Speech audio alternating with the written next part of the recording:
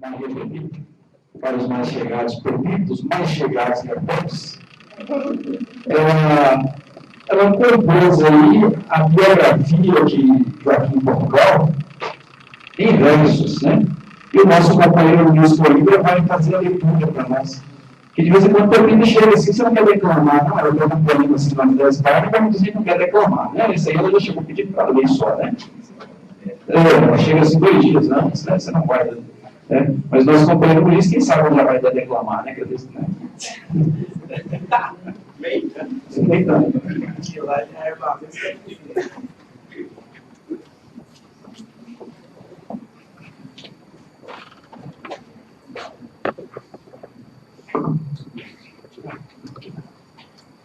Boa noite a todos.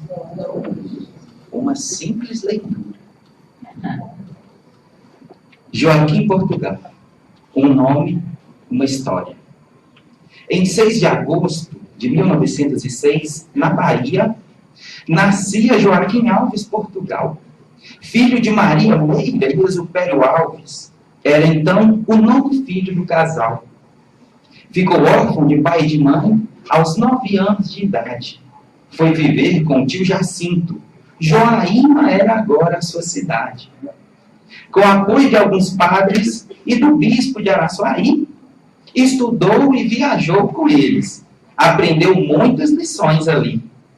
Com muita vontade e esforço, antes de atingir a maioridade, completou no Rio de Janeiro o curso de Humanidade. Ele queria formar-se em Direito. Já era ótimo tribuno, então. Porém, não possuindo recursos, procurou outra profissão. Diplomou-se em perito contador, aprendeu francês, latim e inglês. Convivendo com a cultura alemã, logo dominou o alemão de vez. Radicou-se em Teófilo Otoni, de um centro esotérico foi fundador. Pertenceu à loja maçônica Filadélfia e de outras lojas foi co-criador. O seu lado humanitário fez-lhe muito refletir. Conheceu a doutrina espírita e um novo marco se fez ali. Construiu grandes amizades no meio espírita que havia, de Petitinga a Chico Xavier, e seu conhecimento crescia. Em fevereiro de 1937, Joaquim o seu grande amor conheceu, a jovem Adanil Peruíbe Portugal, e com 6 filhos a família cresceu. Sempre preocupado com a juventude, um belo trabalho começou. Reunia muitos jovens em seu lar e para eles uma escola criou. Educador e grande mestre, ensinou e aprendeu grandes lições, levando o Evangelho de Jesus, confortando muitos corações. Em 19 de fevereiro de 1962, desencarna Joaquim Portugal. Foi recebido e amparado, reconhecido no plano espiritual. Mesmo depois de seu desencarne, o grupo em seu lar continuava, mas era preciso outro espaço, pois o trabalho só aumentava. Depois de muita diligência, um terreno foi comprado. Tijolo por tijolo, com união, um pavimento foi criado.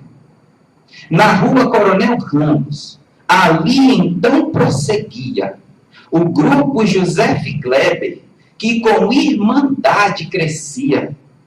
Após um tempo de serviço, muitos irmãos decidiram criar uma nova casa, e dali alguns partiram. Assim surge no Ipiranga uma casa de amor que se criou. Irmãos unidos nesse mistério, e outra fraternidade se formou. Fraternidade Espírita Joaquim Portugal é o nome que esta casa recebeu, lembrando o grande professor que pelo ensino e empatia viveu. Com grande faina e compromisso, junto a Jesus e a educação, sempre pronto a evangelizar, Joaquim Portugal, querido mentor e irmão, hoje completando 51 anos, nossa casa a comemorar, agradecendo ao mestre da vida oportunidades de servir e amar. Obrigado a todos.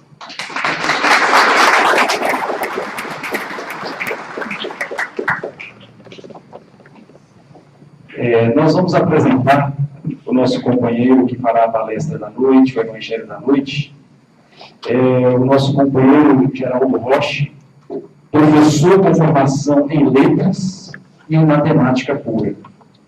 Funcionário do Banco do Brasil, voluntário na Associação Espírita Vicente Pifano e Governador Valadares, expositor da AMB de Governador Valadares e do 11º CRE com sede em Governador Valadares, e de forma muito especial, retorna à casa de Joaquim Portugal como ex-integrante, pois Geraldo foi um jovem atuante na Mocidade Espírita Irmão Robinho. Com a palavra, nosso irmão, nosso companheiro, nosso amigo Geraldo Rocha.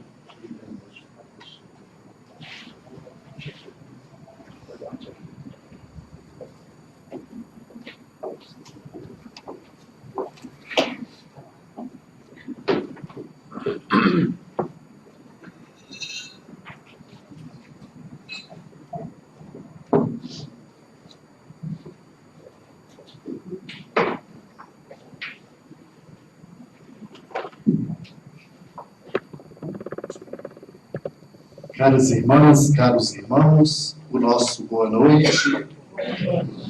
Que nos abençoe Jesus, o Mestre incondicional das nossas vidas. Retornar a esta casa é sempre motivo de muita alegria e felicidade. Sentimos-nos lisonjeados com o convite, aliás, de muita responsabilidade, para conduzirmos a reflexão nesta data comemorativa do aniversário de 51 anos da Fraternidade Espírita Joaquim Portugal. Entretanto, a gratidão é o sentimento mais forte, porque aqui, nesta casa, chegamos em 1984 e fomos recebidos com o carinho, o respeito, a consideração, que são marcas indeléveis da fraternidade, que é própria dos trabalhadores desta casa de Joaquim Portugal. A maioria da velha guarda, como denominávamos naqueles tempos, tornou-se minha grande amiga. Os membros da mocidade, hoje chamada de Juventude Espírita, tornaram-se meus irmãos, e os meninos da premocidade ficavam sob nossos cuidados, dentro dos nossos limites e possibilidades. A doutrina espírita é fundamentalmente importante na nossa vida, na nossa luta, e por isso mesmo na construção da nossa felicidade, ainda que relativa. Conhecemos o Espiritismo aqui, e por isso mesmo devemos muito à Fraternidade Espírita Joaquim Portugal. A ata de fundação do então Grupo Joaquim Portugal, lavrada pela sua primeira secretária, a Danil Piruípe Portugal, datada de 6 de agosto de 1968, registra dados e fatos que naquele momento já indicavam a trajetória histórica que esta casa iria percorrer. Essa reunião aconteceu na residência da família Portugal. O primeiro presidente, o senhor Mário Cordeiro, eleito por aclamação, e ele explicou que o objetivo do grupo era amparar a criança abandonada, sem pão, sem teto e sem agasalho. A vice-presidente eleita, minha saudosa amiga Dona Maria Joaquina Lomba, e a maioria dos presentes a essa reunião era espírita.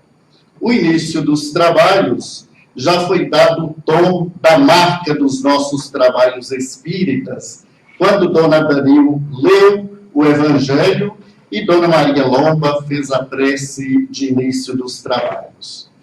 Os centros espíritas João Batista e Allan Kardec, importante lembrar, estavam representados, respectivamente, pelo senhor Leles Hermógenes Piruípe e o senhor Oswaldo Reis. O encerramento dos trabalhos foi marcado pela prece proferida pelo senhor Adão Borges. Os registros dessa referida ata apresentam características claras do trabalho espírita orientado pela doutrina codificada por Allan Kardec. Trabalho, estudo, seriedade, caminhando juntos nesta casa, e hoje a Fraternidade Espírita Joaquim Portugal é uma referência da mais alta importância. Portanto, caras irmãs, caros irmãos, comemorar significa também homenagear os trabalhadores da primeira hora, os continuadores desta obra e, por extensão, prestar merecida homenagem a todos que atualmente colaboram direta ou indiretamente para manter esta chama, este foco de luz, anteriormente já arquitetado no plano espiritual. E a melhor maneira de viabilizar esta homenagem e comemoração é refletirmos sobre a doutrina espírita. É raciocinando assim que a nossa reflexão hoje, nesta data comemorativa, é sobre Jesus, o segundo princípio fundamental da doutrina espírita. Inspirados na pergunta de número 625 de O Livro dos Espíritos, refletiremos sobre o tema Jesus, nosso guia e modelo. Allan Kardec, pseudônimo do emérito professor Hippolyte Léon Denis Arrivaio, discípulo ímpar de Henrique Pestalozzi, interroga de uma maneira especial, conforme se pode ler na questão de número 625 de O Livro dos Espíritos. Qual o tipo mais perfeito que Deus tem oferecido ao homem para lhe servir de guia e modelo? E a resposta que foi dada pelos seres imortais é incisiva, direta e a única palavra: Jesus. Toda a sua vida é um desafio histórico. A presença de Jesus na Terra tem um significado mais complexo que os historiadores jamais enfrentaram.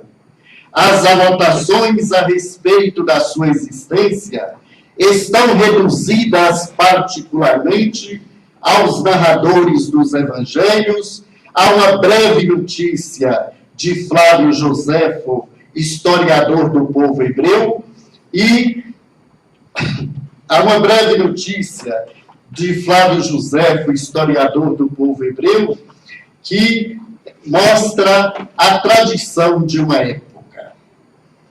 Uma carta firmada pelo senador Públio Lentulus e dirigida ao imperador Tibério dá conta da presença de um homem especial em Israel, cujo caráter incomparável atraía as multidões. A sua personalidade viril era a característica de um ser superior. E, embora as multidões sentissem-se atraídas por ele, e das suas mãos recebessem o pábulo, o alimento da vida eterna, raramente Jesus era visto a sorrir. Mas conta a história que ele frequentemente era encontrado a chorar de compaixão pelas criaturas humanas. No século XIX, Ernesto Renan, imortal da Academia Francesa de Letras, terá a oportunidade de dizer que o nascimento de Jesus é o acontecimento mais notável da humanidade. Todas as outras personagens encontraram um lugar na história, mas Jesus dividiu a história. O seu berço assinala um período e encerra uma época. Aquela época que encerra abre espaço para uma manifestação desconhecida e a sua proposta de pensamento abala os alicerces do pensamento terrestre.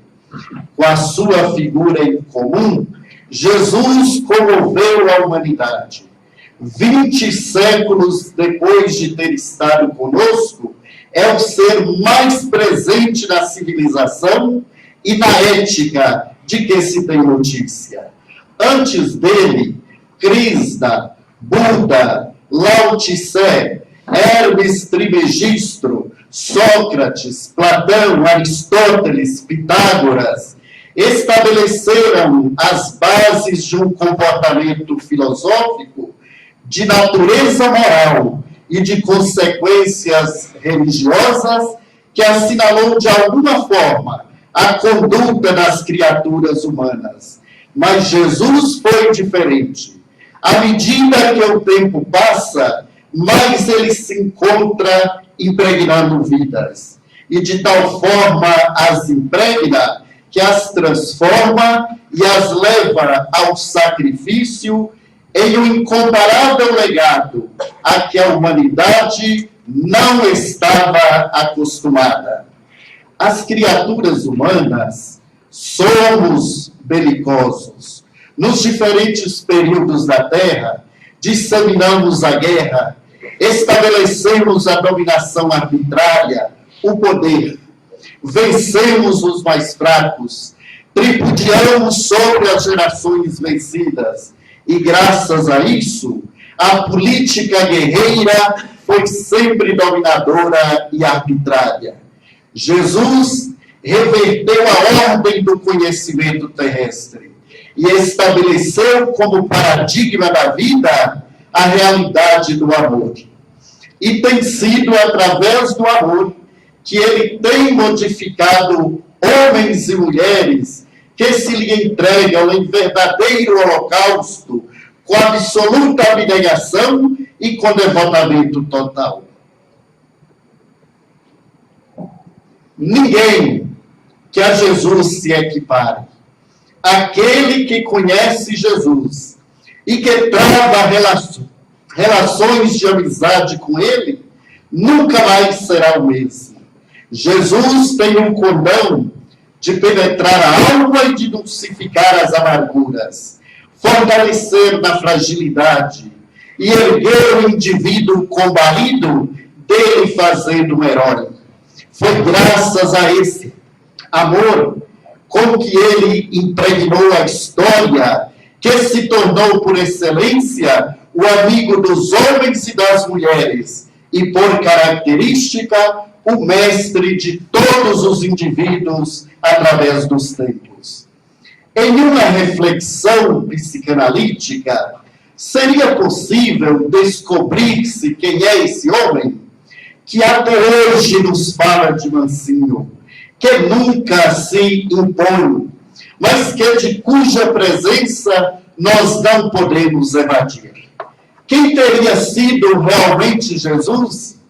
Os evangelistas contam que ele amava as criancinhas, que as carregava com carinho, colocava-as no seu colo e tinha uma profunda compaixão pela criatura humana. Jamais se excusava, nunca demonstrou cansaço na convivência com as nossas pequenezes, com as nossas misérias humanas. Mesmo quando abandonado e colocado praticamente a sós, traído por um amigo, negado por outro e esquecido pelos demais, Ele não teve uma palavra de queixa, nem de reclamação. À semelhança de uma ovelha que marchasse para o matadouro, ele entregou-se com o objetivo salutar de ensinar-nos, de nos ensinar a enfrentar as vicissitudes com coragem. Jesus não teve a pretensão de nos salvar, mas Jesus teve o objetivo salutar de nos ensinar o método da salvação.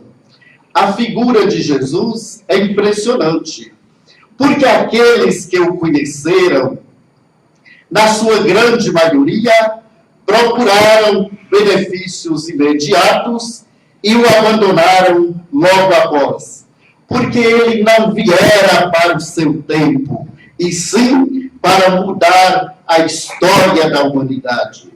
À medida que os anos se passaram, ao invés de desaparecer-lhe a presença, mais ele se fez identificado, mais ele se fez constante nos vários fastos, nos acontecimentos históricos e do pensamento universal.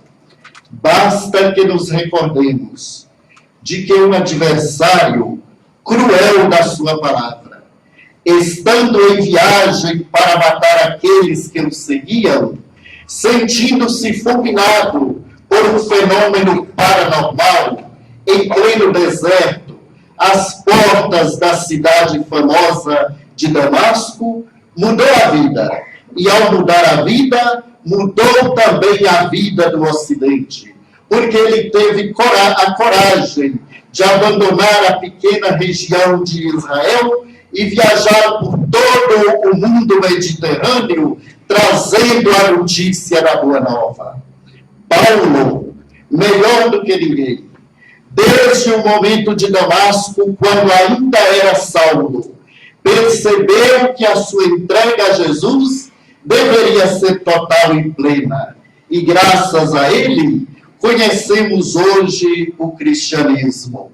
Nas suas 4 memoráveis viagens, ele percorreu todo o Mediterrâneo, grande parte do mar Egeu, adentrou-se pelo norte da África, pelo sul da Ásia, pelo sul da Europa, levando Jesus, com um arrebatamento incomparável, experimentando a desonra, humilhações, pedradas, abandonos, escárnios, lutas internas, ao lado de companheiros muito amados, mas que ele teve a sabedoria de colocar Jesus acima dos interesses e das afeições humanas. E graças a isso, a doutrina pôde passar à posteridade com alguma pureza, que através dos séculos que se sucederam, as criaturas humanas nos encarregamos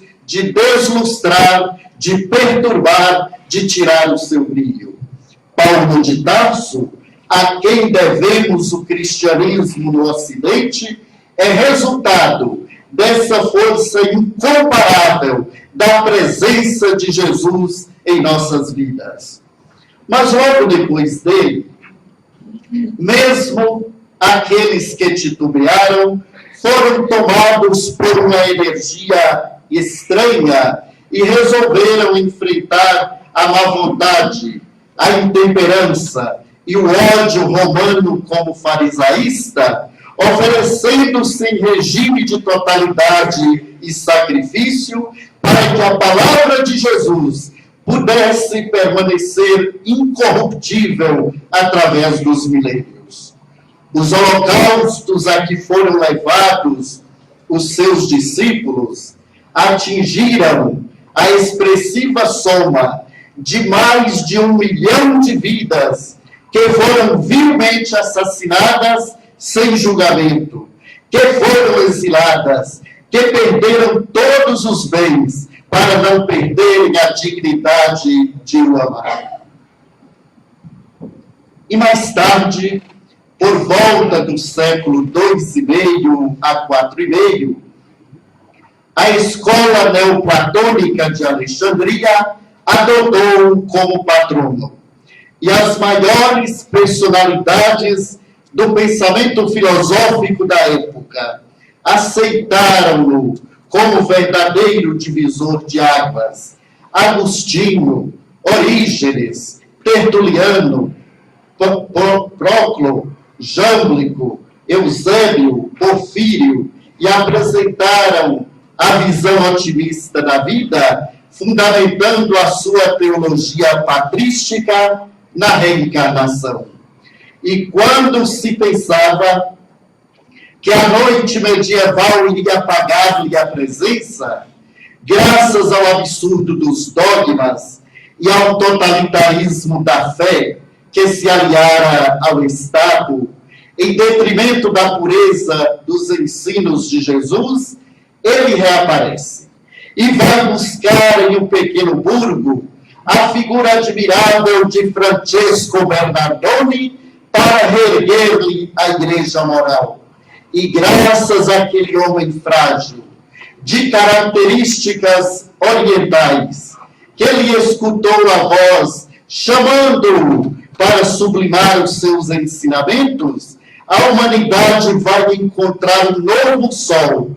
Esse sol que vem de Assis e aquece o restante da noite medieval, para que a presença de Jesus não ficasse totalmente dominada pelas lavaredas das fogueiras ou pela intolerância dos dominadores terrestres.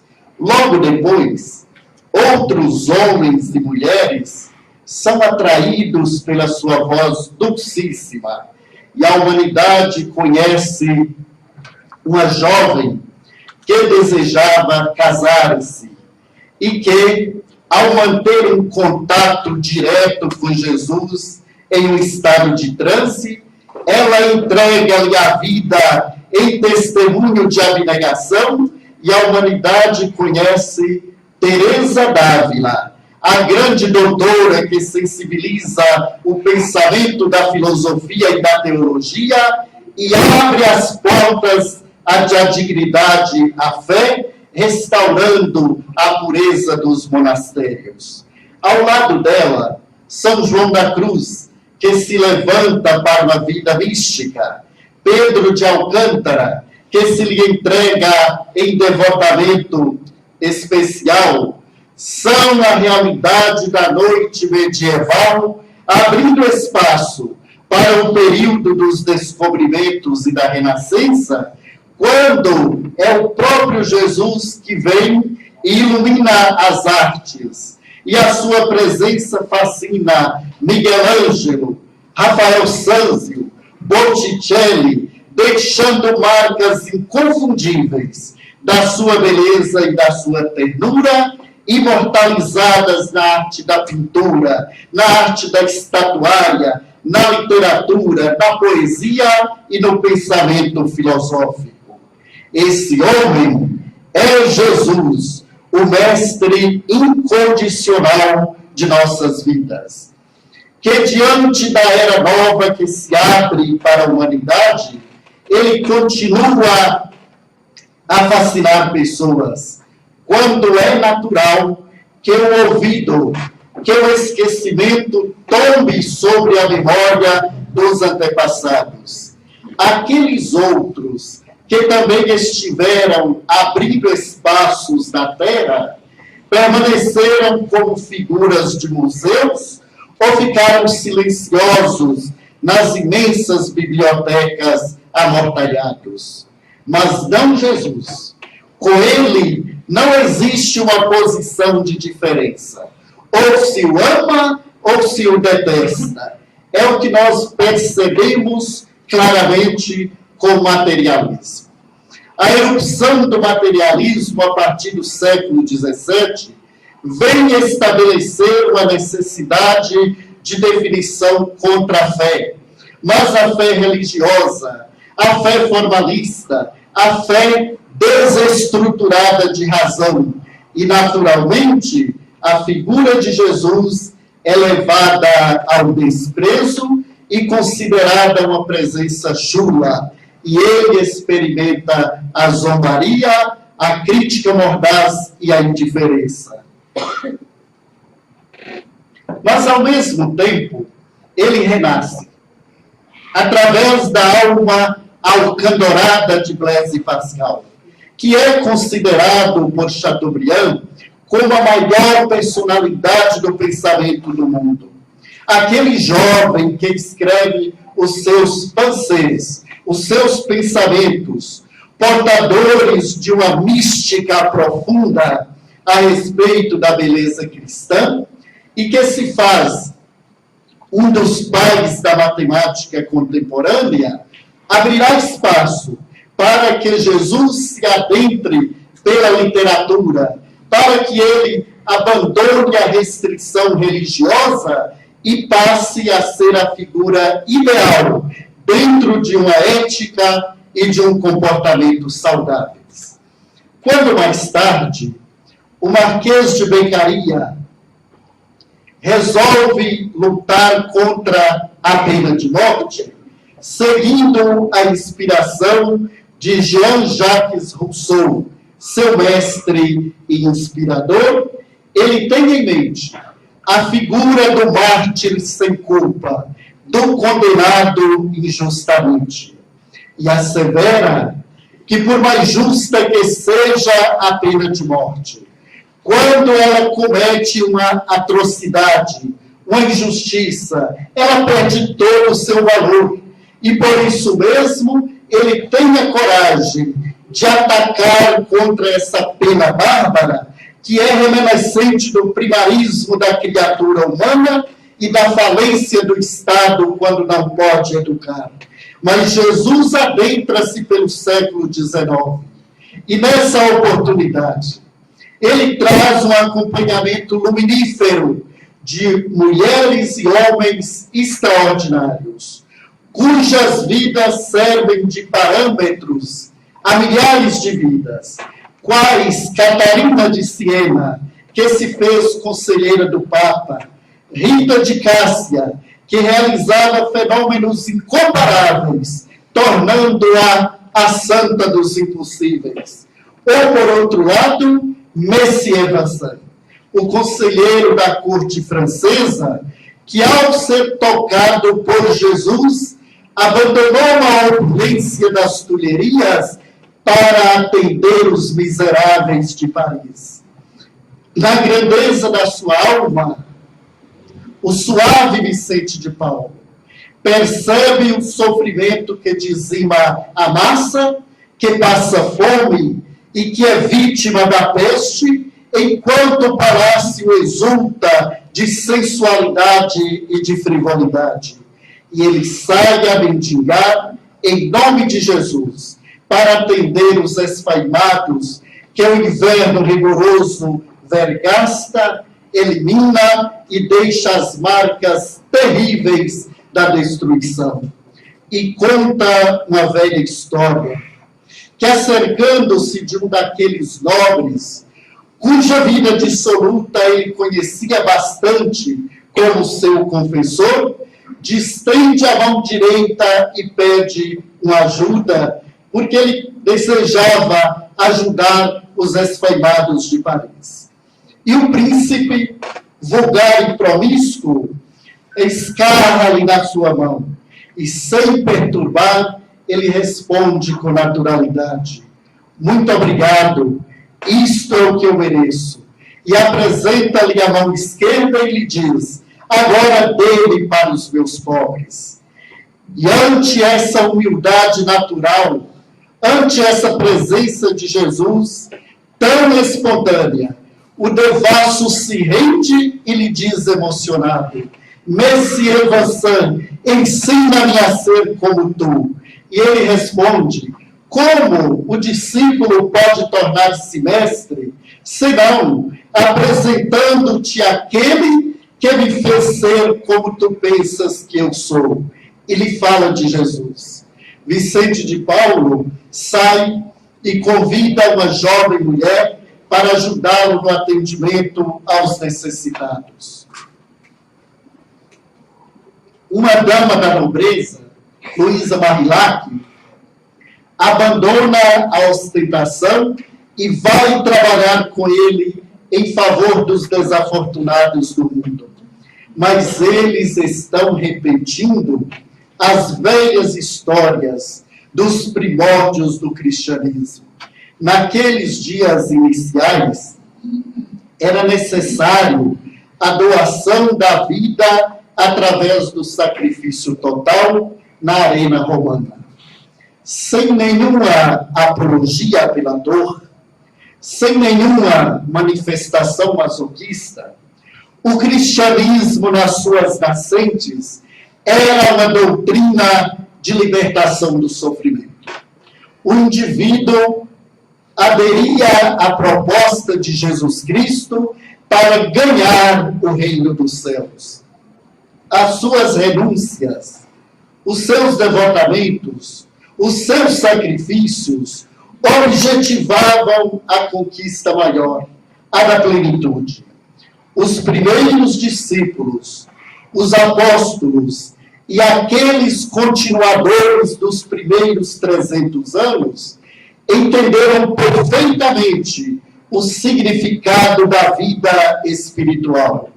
Compreenderam os perigos, compreenderam os riscos das homenagens, dos triunfos passageiros, desses desafios que sutilmente nos envolvem, nos embalam e nos derrubam, desviando-nos às vezes do essencial que é o Espírito. Esse homem que vem nos mostrar estas características é Jesus, e conforme diz o livro dos Espíritos, o nosso guia e modelo. Há uma Mahatma que se encontra no maior desafio que a humanidade pôde enfrentar: a libertação do seu povo do tacão imperialista da governança inglesa. E se apresentava nos 12 versos do Sermão da Montanha. E Mohandas Karachandji asseverará que amava Jesus, embora temesse os cristãos. Que homem é esse, tão extraordinário quanto desconhecido, que até hoje continua chamando-nos, erguendo-nos do caos, levantando-nos para novas propostas, até convidar Allan Kardec para restaurar a sua palavra, trazendo a mensagem do Consolador que ele mesmo havia prometido, para tornar o mundo melhor e dar sentido, significado e dignidade à vida.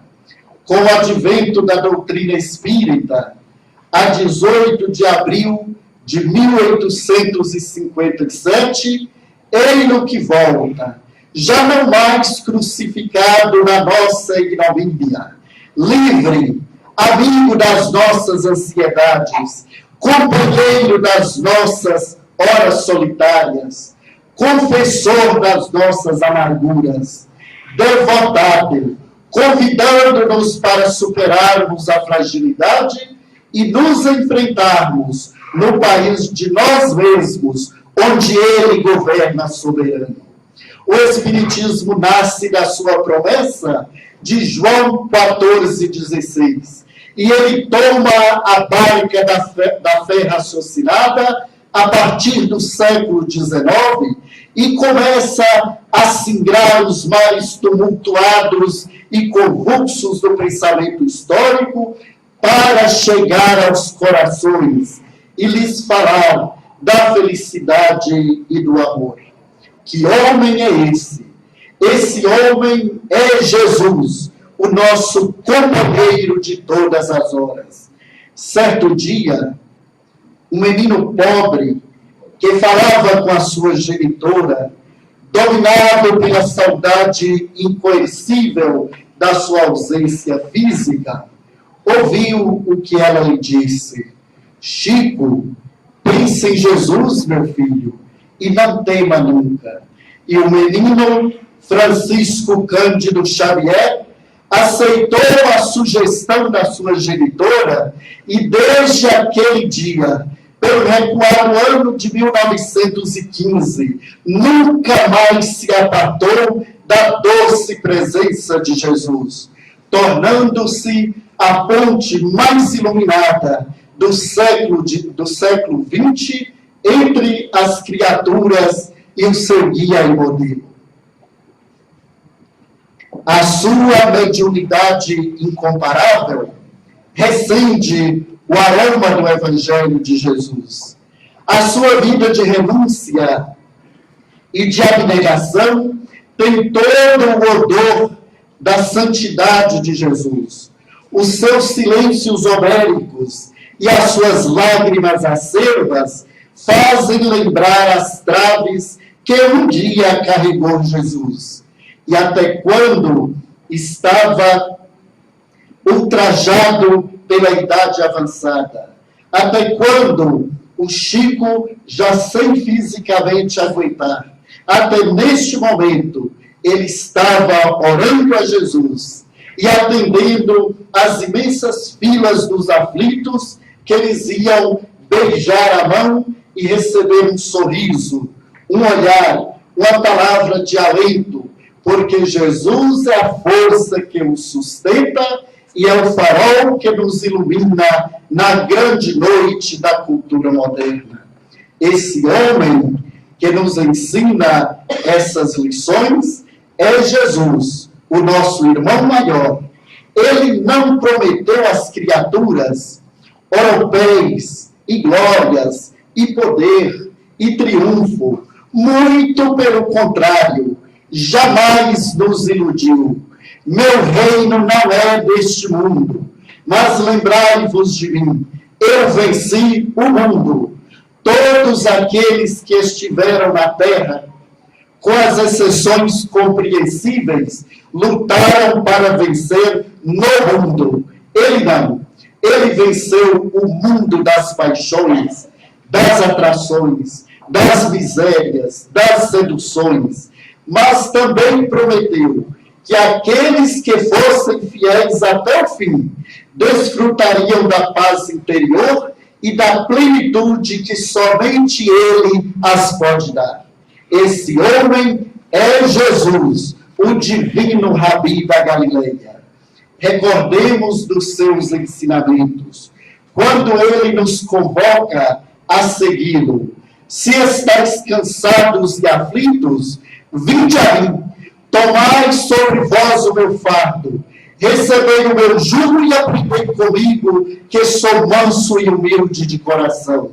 Leve é o meu fardo, suave é o meu jugo. Vinde, pois, a mim, e eu vos aliviarei. Porque o fardo das nossas buscas terrestres é muito pesado, é feito de dissabores e de desencantos, de amarguras, de lutas exaustivas. E o julgamento terrestre é venal, é transitório, altera-se. Aquele que se deixa julgar pelas contingências do mundo sempre carrega ultraje e é vítima de conflitos. Mas aquele que se entrega em julgamento real, Jesus que nos conhece em profundidade, esse tem a harmonia de saber-se não condenado, mas com oportunidades de reparação no processo reencarnatório tão ensinado pela doutrina espírita. E o fardo que ele nos dá é o amor. O amor não tem peso, o amor não tem dimensão, o amor é suave como austo e é leve como perfume de lavanda. Neste mundo de pessoas que querem ser paredes, de criaturas que querem ser problemas, de criaturas que querem ser dificuldades, Jesus nos pede que sejamos pessoas pontes, que sejamos criaturas que abramos espaços para outros passarem. Jesus nos conclama a nos transformarmos em indivíduos, utilidade dos outros. A nossa vida diante dele só tem sentido quando nos tornarmos úteis uns aos outros, quando nos tornarmos úteis ao próximo, depois de nos auto-iluminarmos. Esse homem que nos traz essa lição é Jesus, o mestre de todos os mestres, que nos ofereceu a fé, mas a fé, certeza da realidade, que nos ensinou a superarmos as nossas más inclinações, que nos ensinou a superarmos as nossas más tendências, com um leve sorriso de ternura de quem nos entende e nunca nos condena. A função da fé é muito mais profunda do que parece. Ainda não nos demos conta de inumeráveis pessoas de que a função da fé não é para resolver os problemas materiais, é para inspirar-nos a resolvê-los. Que a função da fé não é para retirar o fardo dos nossos ombros, fardo que nós próprios colocamos no processo reencarnatório tão ensinado pela doutrina espírita. A função da fé é para nos dar resistência para conduzir os nossos fardos. A função da fé é alegrar-nos nos momentos em que as dificuldades nos desafiam e dar-nos paciência nos momentos em que os problemas se multiplicam. A função da fé é ética, é estética, é libertadora.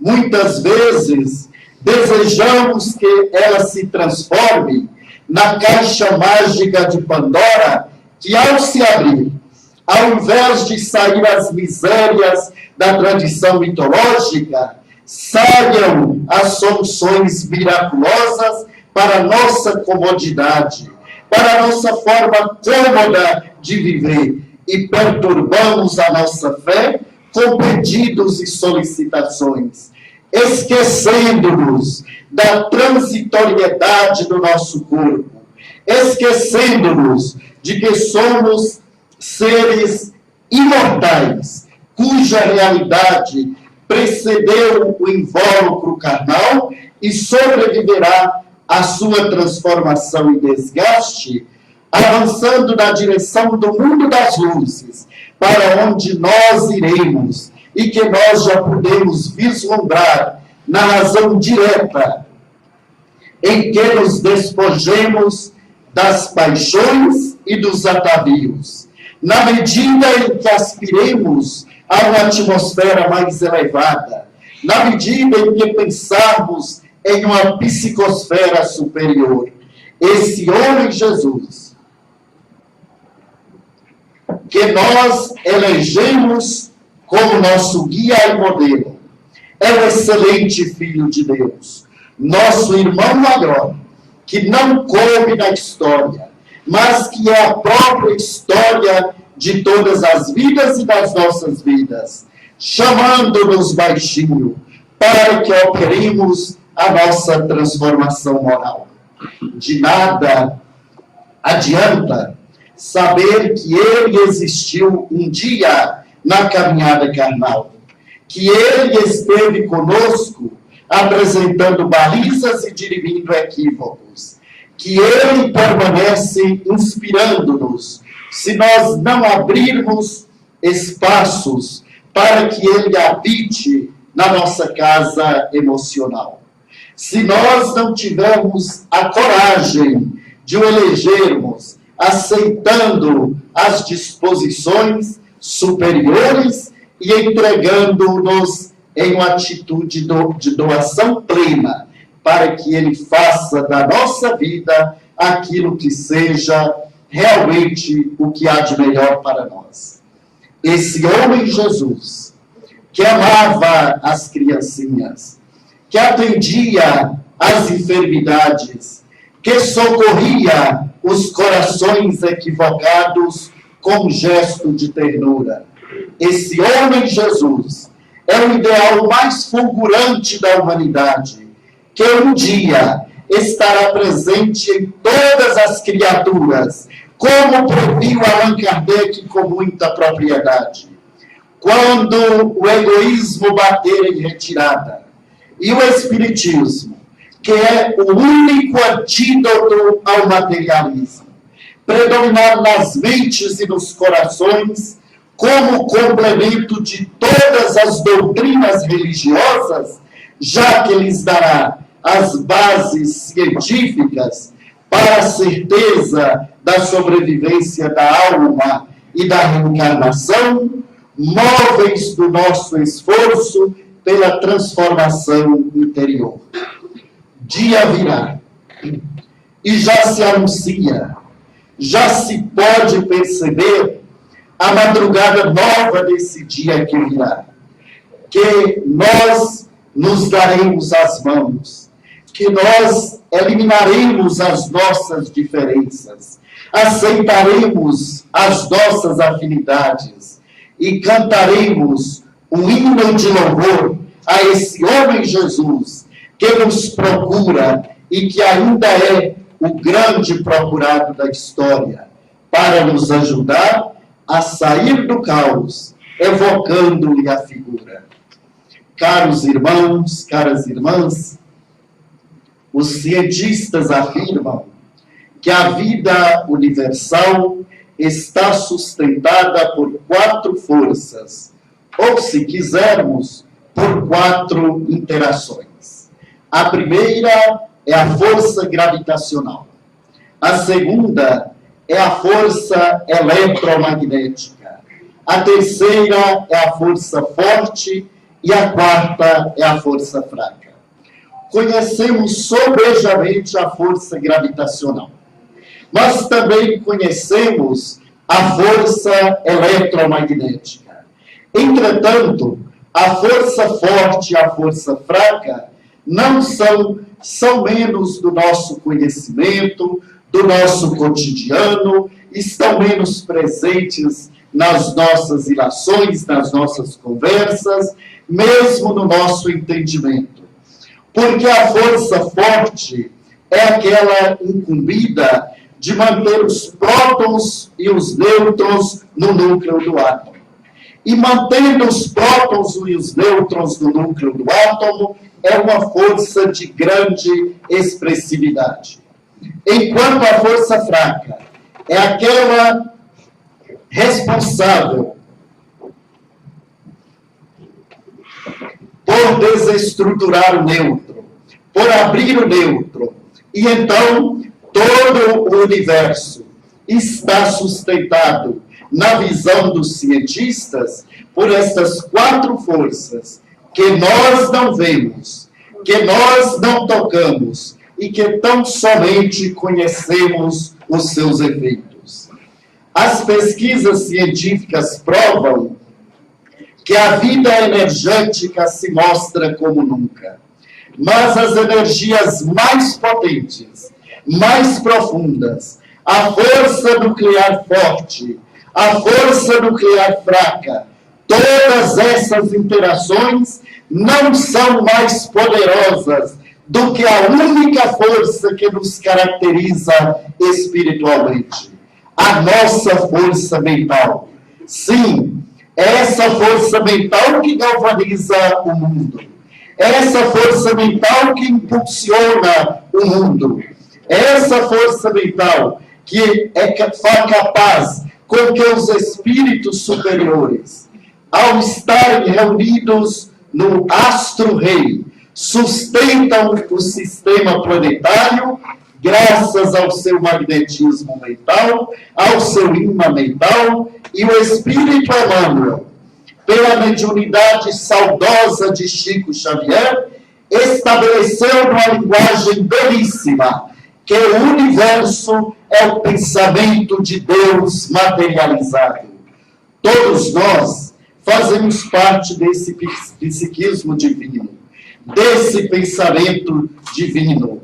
Então, a força do pensamento, a força mental, é muito mais importante do que qualquer outra força, porque é graças à mente dos espíritos angélicos, à mente das almas puras e nobres, e as nossas mentes, ainda sob limitações, por causa da nossa dinâmica moral, é que todas as energias são devidamente trabalhadas ou indevidamente manipuladas. A energia mental é a mais poderosa do que qualquer outra expressão de energia na Terra.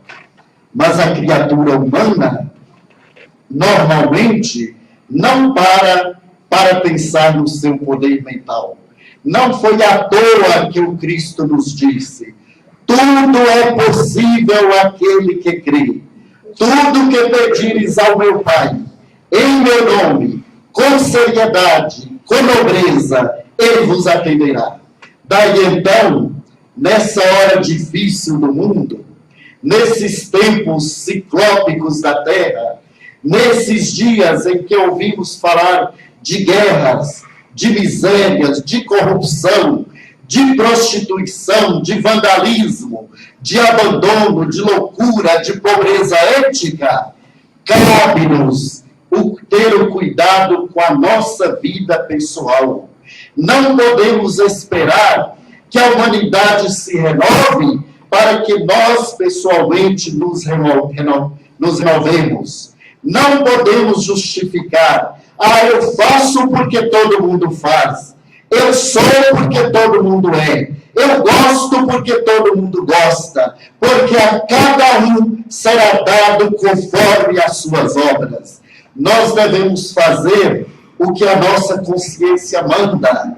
Porque as leis de Deus, disse a espiritualidade para Allan Kardec, nelas se encontram escritas. E dessa forma, entendemos que as energias cósmicas são dirigidas pelas energias psíquicas dos espíritos, quando nobres, para o bem, quando ignóbeis, para o mal. O universo é o pensamento de Deus materializado. Os planetas são sustentados ao redor dos sóis pela força do pensamento dos anjos, no núcleo das estrelas, esses corpos de plasma.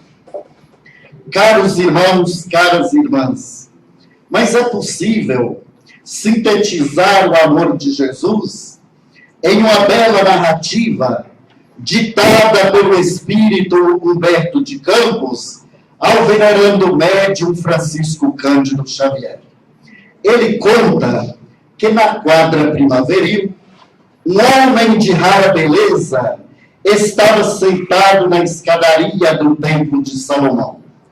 O sol de plumas douradas recolhia o seu leque de luzes quando uma jovem mulher, portadora de beleza sensual, passando por ali, viu aquele homem e fascinou-se. Havia nele uma beleza angélica, os cabelos longos, da cor do mel ou do latão sujo, caíam-lhe bipartidos sobre os ombros. A barba abundante descia-lhe até o tórax, e os dois olhos eram dois pedaços de céu azul.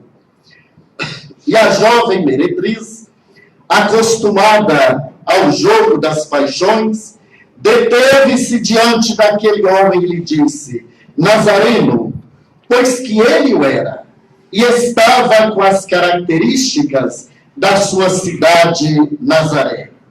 Eu quero convidar-te para que hoje vás à minha casa. Eu estou de aniversário.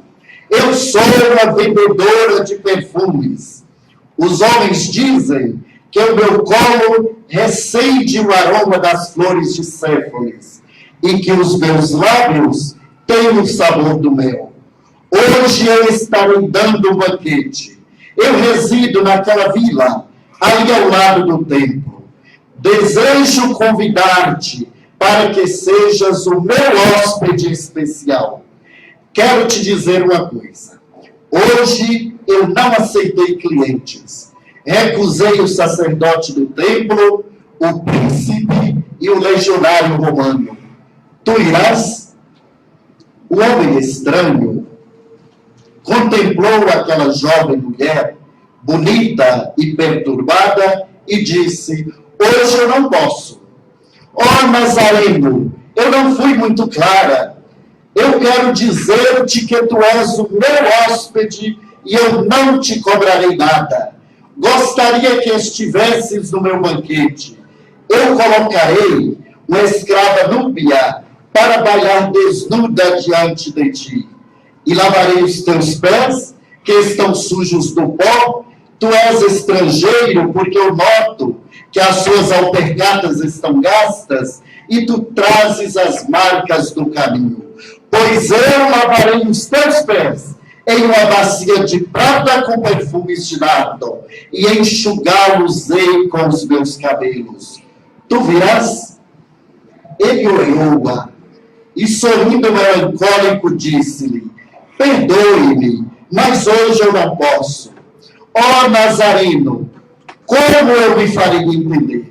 Eu não te pedirei nada. Vem à minha casa de mulher equivocada. Deita ali no meu triclínio e deixa-me te contemplar da soleira da porta, para que eu possa dizer que um dia o homem que era bom como a felicidade, o homem que era nobre como a espada nua, e o homem que era puro como a labareda de fogo, passou pela casa de uma meretriz, e não à toa, a mais desventurada. Tu virás? Ele levantou os olhos, olhando para a jovem, disse: não posso. Ó Nazareno, quero dizer-te que assim procedo porque te amo. Eu vejo nos teus olhos uma estranha chama. Eu te amo, Nazareno. Vem, mais tarde, um dia que não está muito longe, eu atenderei o teu chamado. Então não voltes. Se não vieres hoje, não voltes nunca mais. Eu sou mulher que não tem futuro. As minhas arcas estão abarrotadas de ouro, mas eu sou a pecadora. E dia virá que me colocarão no poste e me apedrejarão até a morte. Então não venhas mais. E a mulher revoltada desapareceu na esquina do templo. 2 anos depois, era mês de Nisan, abril, maio em Israel. A primavera dava gargalhadas de rosas.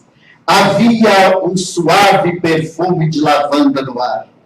Um homem belo como o amanhecer estava diante do poço de Betesda, quando dele se acercou uma mulher veneranda e disse-lhe algo ao ouvido e perguntou: tu virás? Sim, eu irei contigo. É ali, Senhor, naquela caverna. Atravessaram a ravina, ele fechou os olhos por causa do claro escuro, estendeu as mãos e, escutando o gemido, ele foi na direção daquela melopeia triste. Seus dedos entraram numa cabeça úmida de pus. Os cabelos largavam-se ao contato. Ele abriu os olhos. Então, o corpo apodrecido, que estava recurvado sobre si mesmo, começou a gritar: que vieste fazer? Se vieste comprar perfume, já não tenho para vender. Foge! Se vieste por compaixão, deixa-me morrer em paz. Eis o que fizeram com meu corpo. Tenho lepra, deixa-me morrer. Não posso. Um dia tu me chamaste, eu disse-te que te atenderia, pois aqui estou. A mulher reconheceu aquela voz, limpou os olhos, que eram 2 feridas purulentas, olhou para ele e disse: ó Nazareno belo, por que demoraste tanto? Eu te esperei 2 anos, coloquei uma lâmpada na minha janela, para que ela iluminasse o caminho da noite, para que tu viesses, e tu não voltaste. Desculpe. E tu não voltaste nunca. Agora é tarde demais. Eu já não tenho corpo para lhe dar. Deixa-me morrer em paz. Não posso. Tu me chamaste, eu disse-te que viria. Curvou-se, ergueu-a nos seus braços fortes e juntou-a ao seu tórax magro e saiu na direção do dia. A mulher envergonhada cobriu os olhos e os lepromas da face. Ele então tirou-lhe as mãos e, olhando-a, recordou do diálogo em Jerusalém e disse-lhe: perdoe-me, mas eu te amo. Eu agora vejo nos teus olhos uma estranha chama, e assim procedo porque te amo. Já que o teu corpo não serve para nada, dá-me tua alma. Ergo bonus pastor sum. Eu sou o bom pastor, e aquele que confia em mim, mesmo morrendo, viverá. Abraçou-a e saiu na direção do dia, com a mulher morta no seu regaço. 2000 anos depois, ele volta, neste momento de decomposição moral da sociedade. Durante muitos séculos, nós dissemos: vem, nós te damos ouro, tapetes persas, te damos candelabros ajaguizados de gemas, nós te damos catedrais, vem, Senhor. E ele disse: um dia,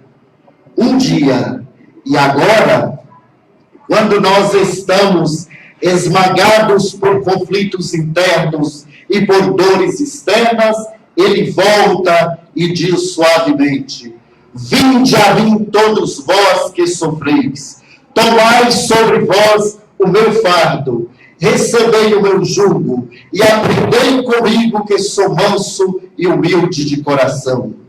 Tomar o fardo de Jesus é o amor.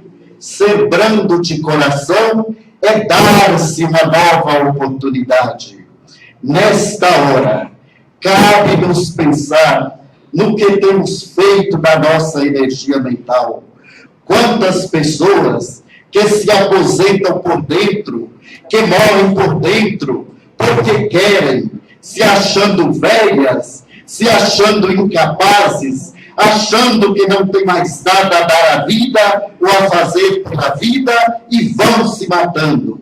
Há outros que estão doentes, sentindo dores no corpo, mas enquanto podem andar, caminhar, falar, mover-se, estão atuando, estão trabalhando, estão agindo, como fez o nosso Chico Xavier, como fez Madre Teresa de Calcutá, como fez Ivone do Amaral Pereira, como fazem tantos outros, que apesar das dificuldades, das lutas, das dores físicas, dos problemas morais, estão entregues às mãos de Deus, para que Ele nos converta em bênçãos para a vida alheia. É dessa forma que nos damos conta de que somos felizes, porque detemos esse poder. Nós somos felizes porque podemos fazer e desfazer. Vós sois deuses. João 10:34. Tudo quanto eu faço, podereis fazer e muito mais. Foi Jesus. Foi Jesus que devolveu a sanidade aos leprosos que o procuravam nas montanhas. Foi Jesus que devolveu a visão ao cego Bartimeu nas estradas empoeiradas de Jericó. Foi Jesus que devolveu movimentos ao paralítico da piscina de Siloé. Foi Jesus que levantou a Lázaro de Betânia da catalepsia da morte aparente.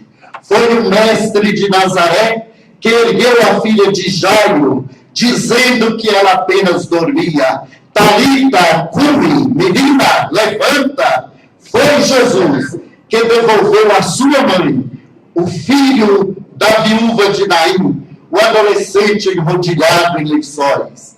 Foi Jesus que deu a Maria de Magdala as credenciais de mulher, porque até então ela era fêmea, tão somente fêmea. Foi Jesus que devolveu a paz a Zaqueu, um venário equivocado. Foi Jesus que nos consentiu voltar à terra para elaborarmos a nossa própria felicidade. Caros irmãos, caras irmãs, a grande proposta do Espiritismo é descrucificar Jesus e levá-lo a qualquer lugar onde estejamos, que ele fale pela nossa boca, que ele haja pela nossa mão, e que na dúvida perguntemos: o que faria Jesus em meu lugar, em qualquer circunstância? Recordemos-nos de Jesus. Seja qual for a proposta que se nos desenhe, Jesus é a resposta. E diante dos desafios, repitamos: o que faria Jesus no meu lugar? Então, eu vou tentar fazer conforme ele o faria. E seremos balsamizados por uma brisa gentil que tomará conta da nossa alma e nos levará, talvez, até as lágrimas, ao êxtase, e nós veremos também a nossa pequenez. E é por tudo isso que, agradecidos, nós cantamos ao Senhor Jesus a nossa mais sentida gratidão, dizendo-lhe: Pai nosso que estás nos céus, na luz dos sóis que brilham nos infinitos, Pai amoroso e bom de todos os seres aflitos, que gemem, que choram, que se debatem neste mundo de dores e de escasseus. Santificado Senhor, seja o teu nome sublime, que em todo o universo exprime concórdia, ternura, misericórdia e amor. Venha ao nosso coração o teu reino de bondade, reino de paz, reino de claridade, nesta estrada que nos leva à perfeição. Cumpra-se o teu mandamento, Senhor. Mandamento que não vacila, mandamento que não erra, seja nas engrenagens do céu, seja nas estruturas da terra, onde ainda deparamos tanta mágoa, tanta dor, tanta miséria, tanta enfermidade. Livrai-nos, Senhor, de todo mal, mas dá-nos hoje o pão em nosso caminho, permitindo, seja ele amassado com trigo do amor, nas mãos, no carinho dos nossos benfeitores espirituais. Perdoa-nos, meu Senhor, os débitos tenebrosos, de passados escabrosos, de iniquidade e de dor. Auxilia-nos também para que em nossos deveres cristãos aprendamos a amar a todos os nossos irmãos, primordialmente aqueles que ainda se acham distantes do bem. Sob a proteção de Jesus, livra nossa alma do erro, neste mundo de desterro, distante da tua luz, para que a tua ideal igreja, a igreja da fraternidade, a igreja da verdade, a igreja da energia sã e da verdadeira prosperidade, realize dentro de nós o altar venerando da majestosa caridade, para que dentro dele, então, se possa cumprir a vontade do teu inexcedível amor, hoje e para sempre, Senhor. Então, eu só posso dizer: Senhor, muito obrigado. Muito obrigado porque eu nasci. Muito obrigado porque eu creio em Ti. Pelos trabalhos tão sérios realizados nesta casa e em tantas outras espalhadas pelo mundo inteiro, muito obrigado, Senhor. Pela luta de mais um ano, pela fraternidade espírita Joaquim Portugal, muito obrigado, Senhor. Pelo seu amor, muito obrigado, Senhor. E pela sua atenção, muito obrigado, queridas irmãs, muito obrigado, queridos irmãos.